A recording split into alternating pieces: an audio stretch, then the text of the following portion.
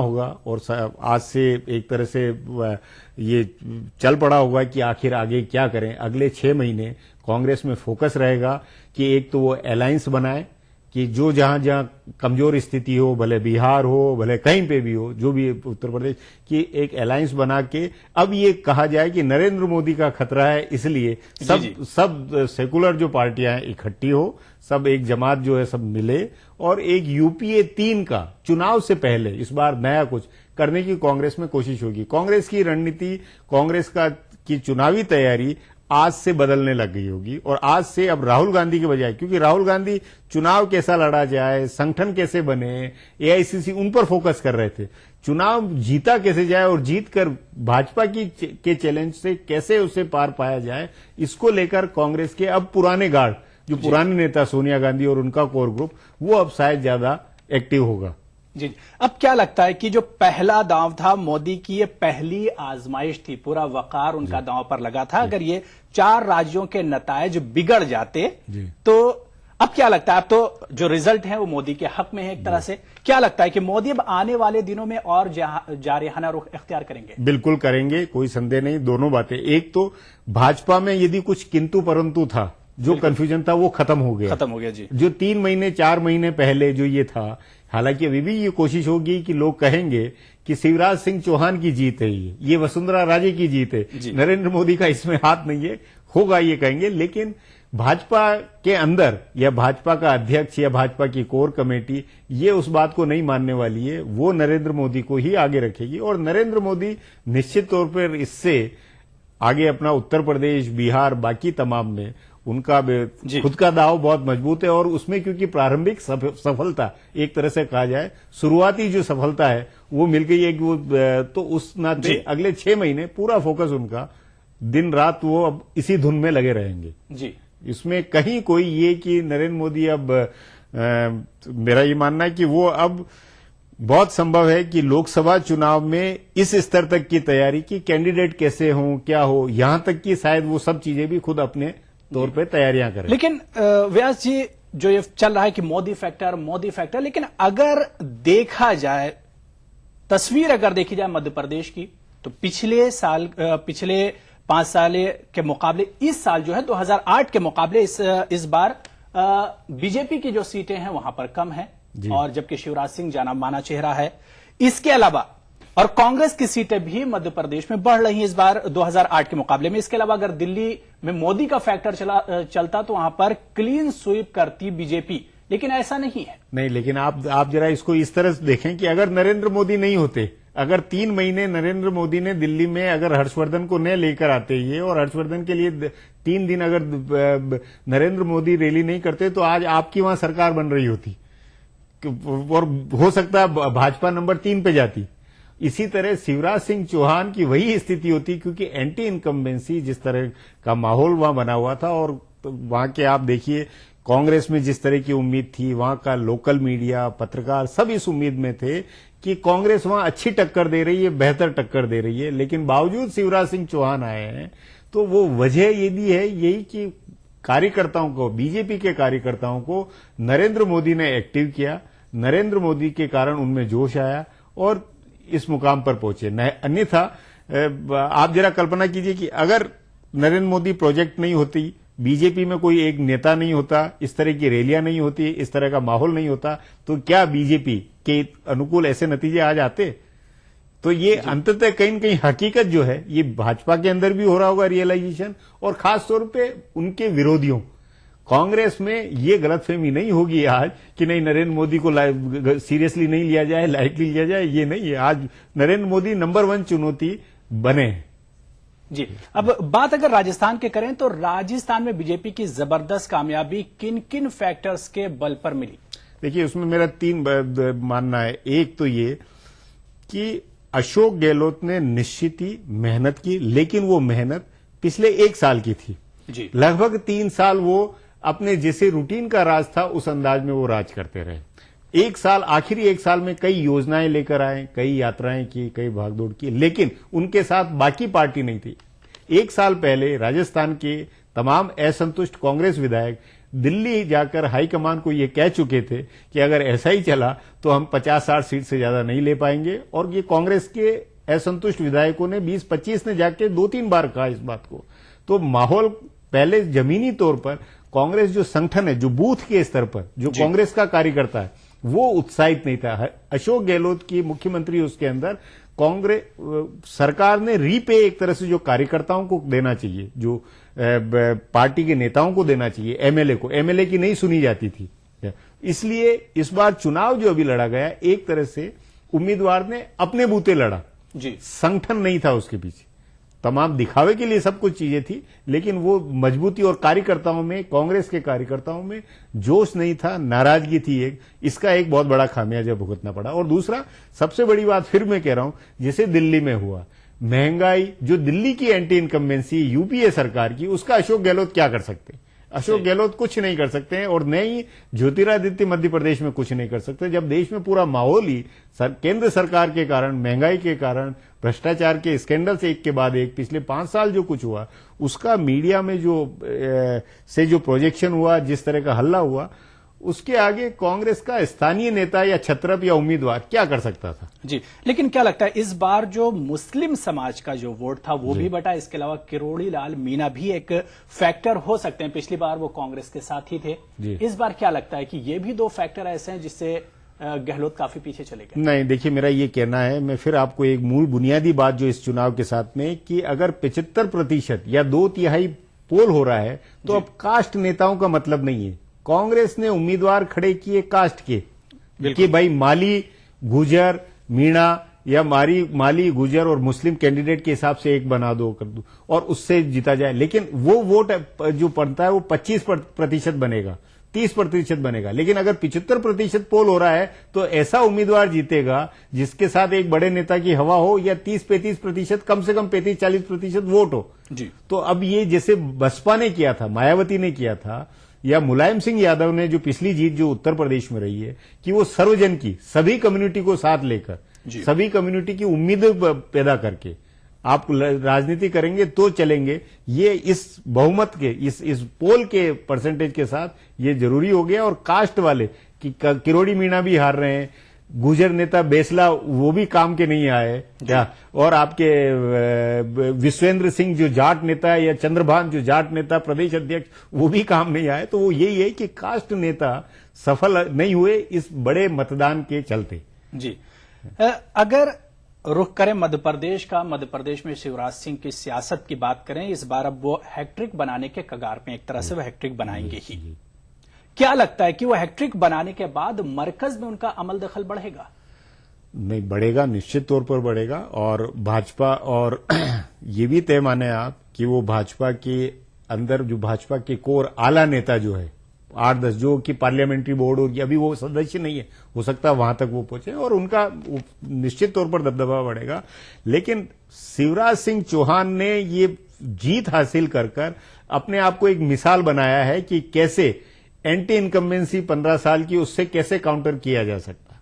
जैसे वो 5 साल लगातार लोगों के संबंध में रहे, संपर्क में रहे, लगातार यात्राएं करते रहे, अपने यहां हर कम्युनिटी के, हर उसके वर्ग के। देखिए, माइनॉरिटी के अंदर भी शिवराज सिंह चौहान को लेकर नाराजगी नहीं है, एक तरह से कंफर्ट लेवल है, एक तरह से भरोसे का रिश्ता है। तो ये जो पिछले 5 साल लगातार अपने राज्य में एक मुख्यमंत्री कैसे लोगों से जुड़ा रह सकता है, कैसे इन्वॉल्व बना रह सकता है, ये जो एक मिसाल उन्होंने बनाई, ये भाजपा के दूसरे नेताओं और बाकी भी जो जमात पॉलिटिशियंस की है, उसके लिए एक बहुत ही आइडियल वो है, और वो मिसाल बनेंगे। क्या लगता है मध्य प्रदेश में कांग्रेस ने अपना कोई मुख्यमंत्री का चेहरा कोई सामने लेके वो नहीं आई, इससे भी नुकसान उठाना पड़ा कांग्रेस को? नहीं, मैं इस बात को नहीं मानता हूं। उन्होंने ज्योतिरादित्य सिंधिया को प्रोजेक्ट किया था नए चेहरे के नाते, और तमाम उनके लेकर था। लेकिन आज जो नतीजे आ रहे हैं, ग्वालियर और चंबल जो जोन है, वहां की सीटों में भी अगर ज्योतिरादित्य सिंधिया का जादू नहीं चढ़ा, वहां भी अगर कांग्रेस कायदे से नहीं जीत पाई, तो कोई मतलब नहीं। मेरा ये मानना है कि कांग्रेस ने ये गलती की जो दिग्विजय सिंह को कमान नहीं दिए रखी। हालांकि दिग्विजय सिंह को लेकर एक भाजपा को मौका मिलता प्रचार का कि उनके राज्य में क्या हुआ था, बंटाढार हुआ था, लेकिन फिर भी दिग्विजय सिंह का पूरे प्रदेश में, भले वो महाकौशल हो, मालवा हो, तमाम तरह जो असर था, और उनके उम्मीदवार, उनके गढ़, इसलिए ज्योतिरादित्य से मेरा ये मानना है कि एक कांग्रेस ने बहुत गलती की, उससे बेहतर होता कि पुराने ही नेताओं को करके वो आगे करके और चुनाव लड़ती। लेकिन मध्य प्रदेश में एक दूसरी बात और जो हकीकत है कि पिछले 15 साल के कारण बीजेपी के राज में ऐसी कोई 40-45 सीटें हैं जहां उसका बूथ स्तर पर कोई संगठन नहीं है, वोट डलवाने वाले लोग नहीं है। और इसके साथ में अगर वो 40-45 सीटें आप इस तरह बिल्कुल एक तरफ हाशिए में डाल दो जिसमें कोई मतलब नहीं है, तो आखिर बिना संगठन के, और अभी भी नेताओं में एकता बना दी उन्होंने, यूनिटी बना दी, ज्योतिरादित्य कमलनाथ और सबके दौरे हो गए, सबकी सभाएं हो गई, लेकिन वोट डलवाने वाला बीजेपी में तो आरएसएस की मशीनरी है, तमाम तरह है, लेकिन कांग्रेस में बूथ के स्तर का नीचे के उस पे वार्ड लेवल पे संगठन छिन्न भिन्न हुआ है, बिल्कुल वो खत्म सा है। ये हकीकत है एक तरह से। अब चलिए, मध्य प्रदेश हो गया, राजस्थान हो गया और उसके बाद दिल्ली हो गया, बचता है छत्तीसगढ़ जी। लेकिन जिस तरह के रुझानात आए हैं अभी तक, क्या लगता था कि ये उम्मीद की जा सकती थी कि बीजेपी पिछड़ेगी कांग्रेस से? नहीं, ये बीजेपी के लिए बहुत, यहां नरेंद्र मोदी फैक्टर का जादू क्यों नहीं चला जी, ये 1,00,000% का सवाल है जी। लेकिन यहां मैं एक आपको बहुत बुनियादी फर्क बताता हूं। बिल्कुल, कि शिवराज सिंह चौहान ने अपने यहां एंटी इनकम्बेंसी की रिपोर्ट के आधार पर, सर्वे के आधार पर जी, सॉरी माफी चाहता हूं, उसके आधार पर विधायकों के टिकट काटे जी जी। लेकिन रमन सिंह ने अपने मौजूदा विधायकों के, जिनके खिलाफ ऐसी करीब 10-12 लोग थे, 10-12 विधायक थे, उनके टिकट काटने में उनको डर लगा जी। तो डर के कारण उनको ये नुकसान हुआ, बहुत भारी हुआ। अगर वो हिम्मत रखते तो शायद बात, लेकिन उन्हें यह था कि मंत्रियों के टिकट कटेंगे। तो वहां छत्तीसगढ़ अकेला ऐसा राज्य है जहां सत्तारूढ़ पार्टी ने कम से कम टिकट काटे। राजस्थान में कांग्रेस ने टिकट काटे जी, मध्य प्रदेश में बीजेपी ने काटे, लेकिन रमन सिंह ने छत्तीसगढ़ को लेकर रिस्क नहीं ली, कुछ जातीय समीकरण का उन्होंने ज्यादा ध्यान रखा।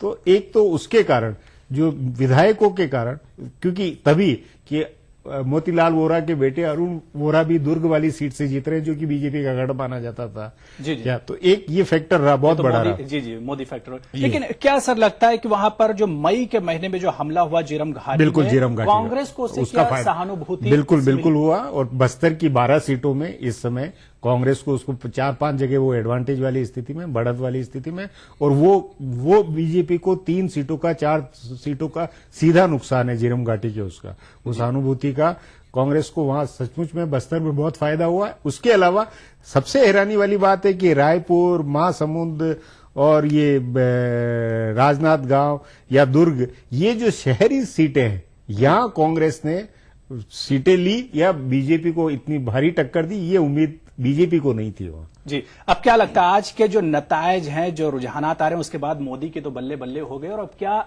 इन नतायज के बाद पूरे मुल्क में बीजेपी की एक हवा बदलेगी? अब बीजेपी की हवा बदलेगी, लेकिन ये इस बात के ऊपर निर्भर करता है कि नरेंद्र मोदी के विरोधी आगे कैसे चलते हैं। नरेंद्र मोदी का अपना एजेंडा तय है, नरेंद्र मोदी की अपनी प्लानिंग तय है, नरेंद्र मोदी का मकसद, एम्बिशन तय है। उसके अपोजिट विपक्ष, मतलब उनका जो विरोधी है, कांग्रेस हो, बाकी तो तमाम पार्टियां हो, वो क्या करती है। देखिए, मुद्दा ये नहीं कि नरेंद्र मोदी क्या करना चाहते हैं, उनका क्या टारगेट है, वो सब तय है, वो साबित है। असली मुद्दा ये है कि उस हकीकत को जानते हुए बाकी पार्टियां क्या रणनीति बनाती, वो कैसे उसका सामना करती है। और इन 4 राज्यों में जिस तरह उन्होंने उनको काउंटर करने की कोशिश की या जो कुछ किया, वो कायदे से नहीं किया काम उन्होंने, इसलिए नरेंद्र मोदी की बल्ले बल्ले हो रही है। अगर नरेंद्र मोदी के बजाय वो नरेंद्र मोदी को गंभीरता से लेते हुए जी, क्या, क्योंकि कांग्रेस ने ये माना हुआ था कि नहीं, नरेंद्र मोदी का मतलब नहीं है जी जी, लेकिन नरेंद्र मोदी का मतलब है, ये अब बहुत गंभीरता से कांग्रेस को समझ लेना चाहिए और उनके विरोधियों को समझना चाहिए। जी, व्यास जी यहाँ आने के लिए और हमको इतना कीमती वक्त देने के लिए आपका बहुत बहुत शुक्रिया। तो हरिशंकर व्यास जी हमारे साथ जुड़े हुए थे और वो इन नतायज के बाद मुल्क में सियासी माहौल कैसा होगा उस पर हमारे साथ बात कर रहे थे। हम आपके साथ लगातार जुड़े रहेंगे, लेकिन यहां पर लेंगे छोटा सा ब्रेक, जल्द हाजिर होंगे। भागती दौड़ती जिंदगी में खबरों की कोई कमी नहीं है, लेकिन हम आप तक पहुंचाते हैं सिर्फ वो खबरें जिसमें ना है कोई जानिबदारी, ना ही सनसनी। खबर जो हर दम आपको रखे बाखबर। देखिए दिन भर की खबरों का आईना, 9 PM खबरनामा।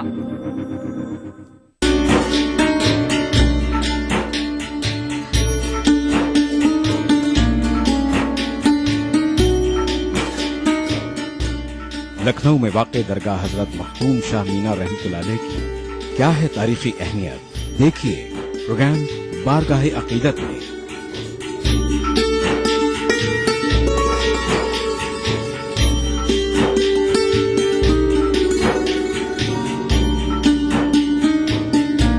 बुध की रात 8:30 बजे और जुमा दोपहर 2:30 बजे सिर्फ ETV उर्दू पर।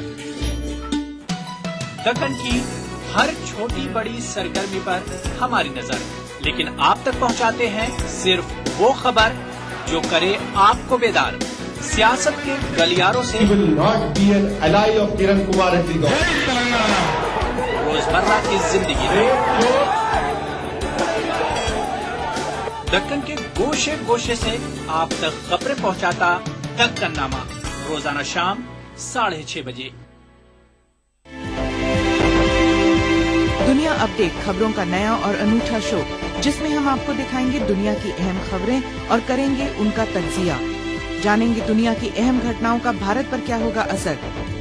दिखाएंगे ग्लैमर जगत का हाल और तेज खबरों में देखेंगे क्या कुछ हुआ पूरी दुनिया में बीते हफ्ते के दौरान। तो देखना न भूले दुनिया अपडेट हर रविवार शाम 6 बजे ETV उर्दू पर।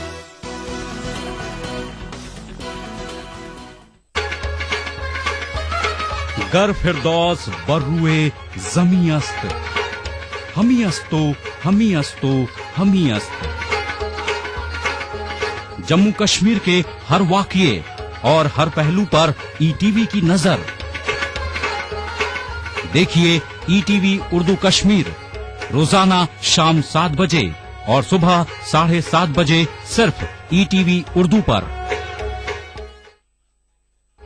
उभरते कश्मीर के अनछुए पहलू, नई सोचो फिक्र, मुनफरिद तहजीब और रिवायात, जिनसे फूट पड़ते हैं कश्मीरियत के रंग। देखिए कश्मीर एक्सप्रेस पीर की रात 8 बजे और मंगल की शाम 6 बजे सिर्फ ETV उर्दू पर। जिंदगी के इस सफर में सच्चाई हमारी हमसफर हो। हम दिखाते हैं वही खबर जो समाज के लिए हो आईना। गैर जानिबदारी हमारा शिवा। खबर वही जिस पर हो आपको एतबार। देखिए खबरनामा इन औकात पर।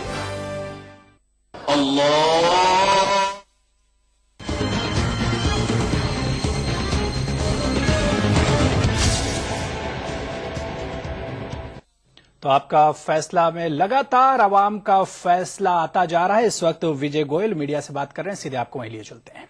माहौल का फायदा उठाया और आप देख रहे हैं कि आज उनकी भी एक अच्छी खासी सीटें आई हैं। हंग असेंबली की ओर बढ़ रही है, मान रही है? नहीं, मैं नहीं समझता हूं हंग है, अभी तो शुरुआती रुझान है ये, और मैं समझता हूं हमको पूर्ण बहुमत मिलेगा। तो उनका साफ कहना है, विजय गोयल का साफ कहना है कि अभी तो शुरुआती रुझान है, लेकिन उनके चेहरे पर साफ खुशी दिख रही थी। आइए अब शीला दीक्षित मीडिया से बात कर रही हैं। Which you can ask me later on. We're yet to analyze. All that I can say is that the people of Delhi have taken a decision which we respect, and we also thank all the people of Delhi for having supported the Congress government for the last 15 years. That's all I can say just now. What has to be analyzed will be done later. What went wrong, what didn't go wrong. But all that I can say is thank you very much And I'd like to thank the media also for all the support.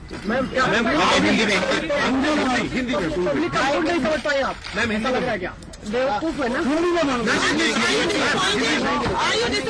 तो शीला दीक्षित दिल्ली में media नुमाइंदों से बात कर रही थी। उन्होंने अपनी हार कबूल कर ली है और वजीर आला के ओहदे से इस्तीफा भी दे दिया है। शीला दीक्षित ने इस वक्त अन्ना हजारे मीडिया नुमाइंदों से इन रुझानात को लेकर बात कर रहे हैं। अभी अरविंद बहुमत से नहीं आ रहा, किसी न किसी का सहारा लेना पड़ेगा। तो लोकतंत्र के लिए लोगों ने लोक सहभाग से चला हुआ तंत्र वो कैसे आएगा?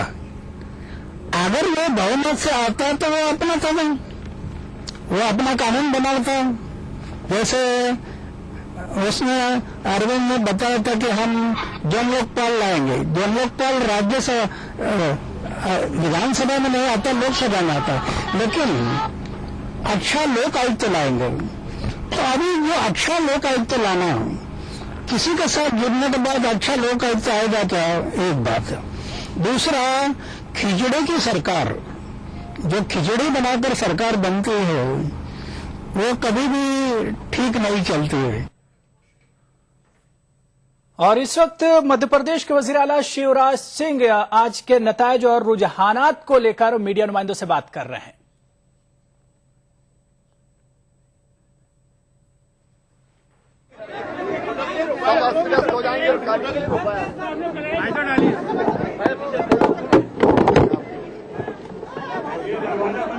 तो सीधी तस्वीर आप देख रहे हैं भोपाल से, जहां पर मध्य प्रदेश के वजीर आला शिवराज सिंह जो इस बार तीसरी बार इक़्तिदार में वापस आने की कगार में खड़े हैं। हम आपको बता दें कि 10 साल से मध्य प्रदेश में शिवराज सिंह इक़्तिदार में। इस वक्त लाइव तस्वीर हम आपको दिखा रहे हैं जहां पर लोग खुशी मना रहे हैं और उन्हें हार मालाएं पहनाए जा रहे हैं। इसके अलावा शिवराज सिंह को फूलों का हार पहनाया गया, लोगों ने पहना, और अब वो मीडिया नुमाइंदों से खिताब करने वाले हैं।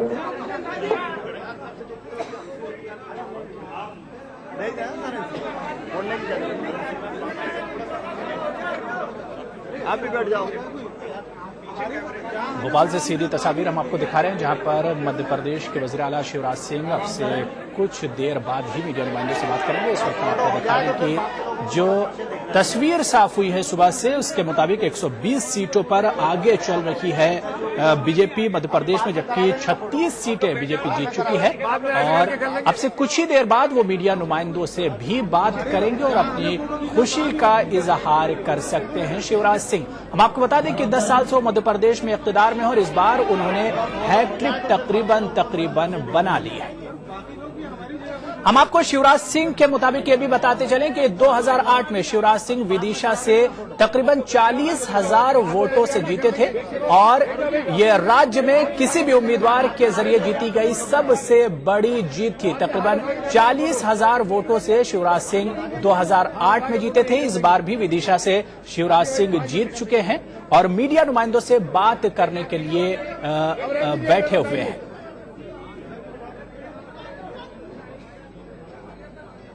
शिवराज सिंह के चेहरे से साफ खुशी जाहिर हो रही है। आज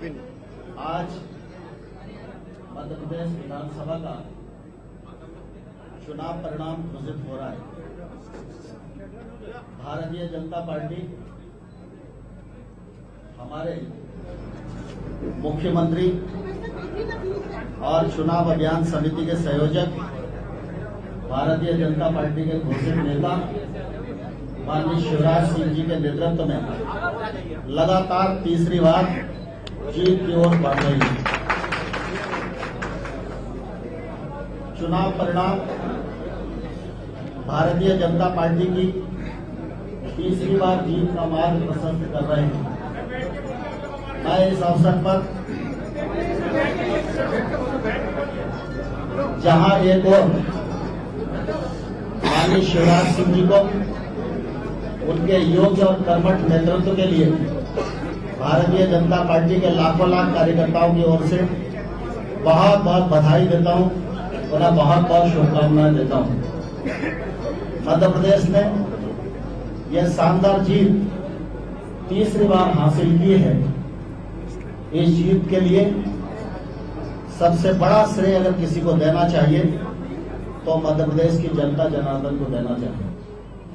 शिवराज सिंह जी के नेतृत्व में, उनके शासनकाल में भारतीय जनता पार्टी की सरकार का जो नेतृत्व रहा, गांव, गरीब, किसान, मजदूर, नौजवान और मध्य प्रदेश को विकास की उत्तरोत्तर ऊंचाइयां प्रदान करना और सरकार का एहसास आजादी के 66 वर्षों में शिवराज जी के कार्यकाल में आम जन को महसूस हुआ। यह जीत निश्चित रूप से शिवराज सिंह जी के नेतृत्व और उनकी कर्मठता पर जनता के द्वारा मोहर जैसी है।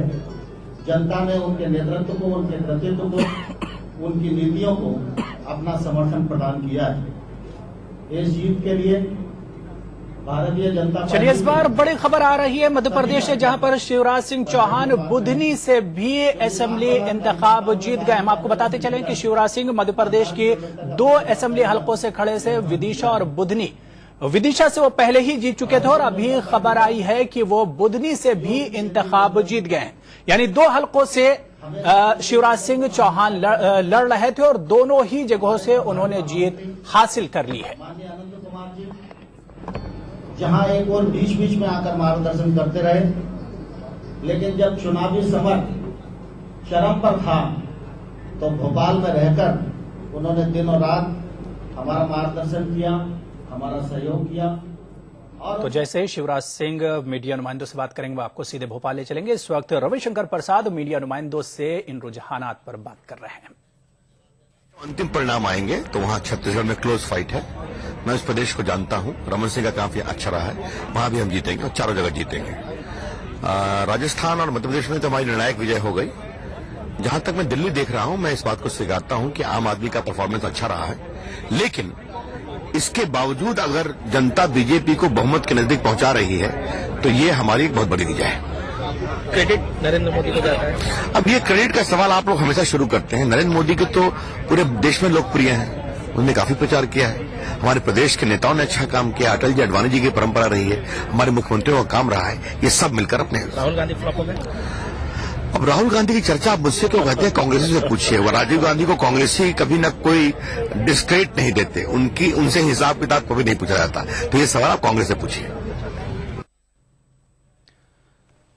तो चलिए हम आपको लगातार बता रहे हैं मध्य प्रदेश के हालात। हम आपको बता रहे थे जहां पर 230 सीटों के लिए इंतखाबात हुए थे, यहां पर 230 सीटों के रुझानात आ चुके हैं, जबकि हम आपको बता दें कि बीजेपी 40 सीटों पर जीत चुकी है। वजीर आला शिवराज सिंह 2 असेंबली हलकों से खड़े थे और दोनों जगह से उन्होंने जीत हासिल कर ली है, बुधनी और विदिशा। इसके अलावा कांग्रेस 53 सीटों पर आगे चल रही, जबकि उसने 13 सीटें जीत ली हैं कांग्रेस ने। और अब आइए गिरजा व्यास इस वक्त मीडिया नुमाइंदों से बात कर रहे हैं, सुनाते हैं आपको। कांग्रेस उपाध्यक्ष राहुल गांधी की सबसे ज्यादा रैली राजस्थान में। उम्मीदवारों की लिस्ट किसने तैयार की? राहुल गांधी ने। और आज 100 से ऊपर बीजेपी चली गई है और कांग्रेस पिछड़कर सबसे नीचे है। क्या रिएक्शन देना चाहेंगे? देखिए, पहला प्रश्न आपका, उन्होंने हर जगह रैली करी, इसलिए पहले प्रश्न पर कोई गौर करने की वजह ही नहीं है। दूसरा, वो लिस्ट तैयार नहीं करते। कांग्रेस की एक प्रजातांत्रिक परंपरा है और सीडब्ल्यूसी में पहले नीचे पर मॉनिटरिंग होती है, ब्लॉक लेवल से डिस्ट्रिक्ट, डिस्ट्रिक्ट से स्टेट, स्टेट से स्क्रीनिंग कमेटी, स्क्रीनिंग कमेटी से सीईसी में जाती है। इसलिए ये कोई नहीं लेता, इसलिए ये उन पर आरोप लगाना सरासर उनके साथ अन्याय करना है। लेकिन क्या मान रही है, इतनी बड़ी हार 100 से ऊपर जा रही है बीजेपी, कांग्रेस कहीं नहीं है? देखिए, इतनी बड़ी हार का दुख भी है, आश्चर्यचकित भी है। हम लोग आश्चर्यचकित इसलिए कि डेवलपमेंट के काम भी हुए, सड़कें भी बनी, पानी की भी समस्या हल हुई, बिजली भी जितनी कोशिश हो सकी उतनी, जितने घंटे करे थे उसको देने की कोशिश करी, बिजली के भाव नहीं बढ़ाए बहुत एक बार को छोड़ करके। उसके बावजूद, और सबसे बड़ी बात है कि मुफ्त दवा, मुफ्त प्रिस्क्रिप्शन, मुफ्त आपकी पेंशन योजना, मनरेगा योजना, खाद्य सुरक्षा, ये सारे के बावजूद लोगों को जब इतना कुछ इंक्लूसिव ग्रोथ में हम लोगों ने विनीत भाव से उनकी सेवा में दिया, तो क्या कारण रहे? तो कारणों का और एनालिसिस तो होगा ही। मोदी ने खेल खराब कर दिया क्या? बिल्कुल मोदी फैक्टर कहीं पर भी नहीं है। मैं पूछती हूँ, कहाँ छत्तीसगढ़ में है? जहाँ छत्तीसगढ़ में अपने आप कांग्रेस सरकार बना रही है, और मध्य प्रदेश में कहाँ पर मोदी जी हैं, जहाँ पर खुद बीजेपी ने नकार दिया और उन्होंने कहा कि हम अपने आप बना रहे हैं? कहाँ पर दिल्ली में है, जहाँ पर तीसरी पार्टी एक अलग उभर करके और बीजेपी को नकार रहे हैं, वहाँ मोदी जी का कहीं स्थान ही नहीं है।